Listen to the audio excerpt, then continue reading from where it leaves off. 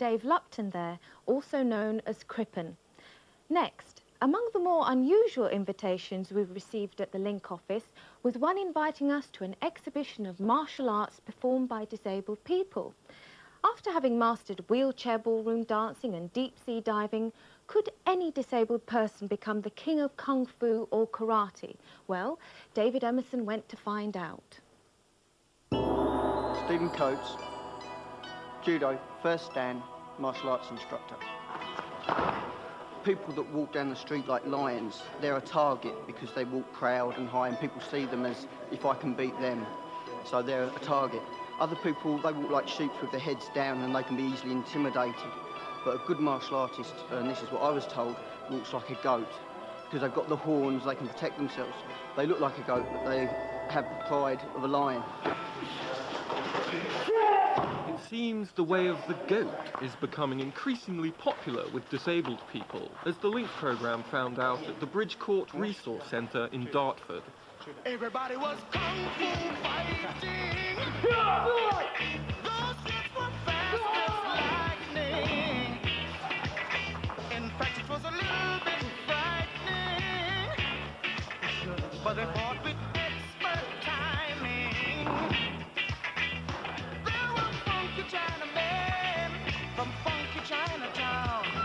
They were chopping them up, they were chopping them down. It's an ancient Chinese art, and everybody knew their part. From a fainting to a slip and a kicking from the hip. Andy Wright, third dan black belt, karate instructor. I'm the unique person, not being big-headed, but I think I'm the only third dan black belt in the country, possibly with cerebral palsy. Barry Turner, student, Budokai. You've been defending yourself in a combat situation with your staff, your Joe there, and you're visually impaired. How do you do it? It's all by the sound of the other person coming towards you, senses. Once you get in close contact, you can just keep following them round, you know, until you either put them down on the floor or defeat them. I have used martial arts to defend myself on one occasion majorly.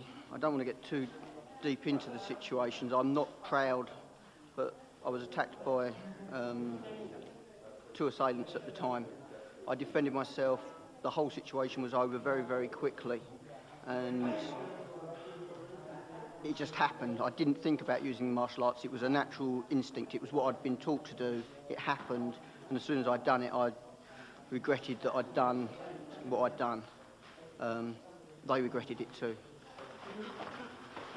Disabled and non-disabled people had come from all over the country to show off their fighting skills. And it soon became apparent that we were watching that rarest of things, a truly integrated sports session.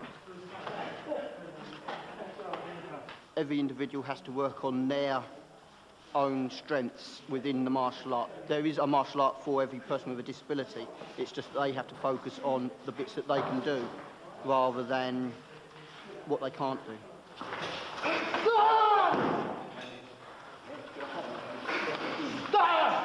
At the moment, I'm teaching every night of the week, and I teach able-bodied people in 5 clubs.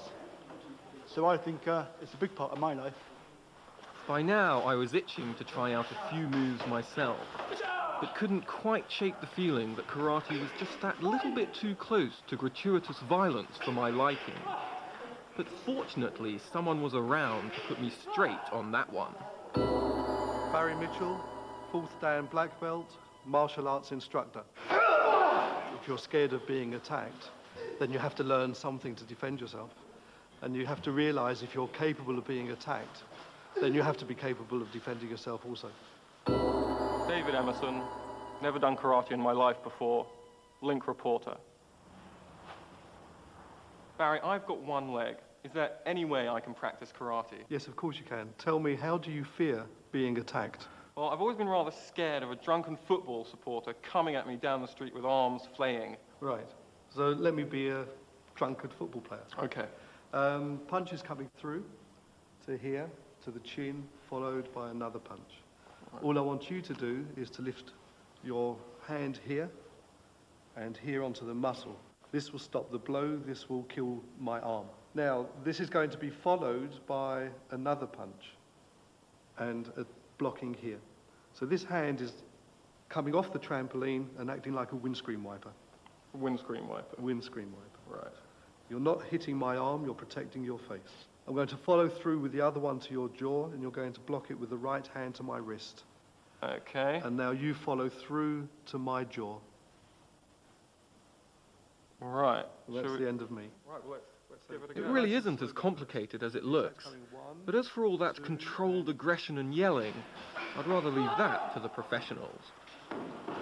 Martial arts has a small group of enthusiastic disabled followers. But with some individuals setting up nationwide organisations, it looks like becoming increasingly popular. Terry Taylor, first dan black belt karate instructor. We've just recently set up a National Martial Arts Register. It's not affiliated to any particular organisation because we're looking for martial arts instructors across the country to actually promote martial arts as a sporting option for disabled people. And Barry and Roger, who you've already met today, they've sort of come in on it, and hopefully we're looking to attract other instructors from around the country. If you want to take up martial arts, then you've got to be prepared to put your heart and soul into it. But one thing you won't lack is support from the impassioned practitioners at the Bridgecourt Centre. Go for it. Yeah, it's great. You know, you can teach yourself discipline, how to control yourself. It's a great sport to take up. Anybody can do it. Disability of all kinds.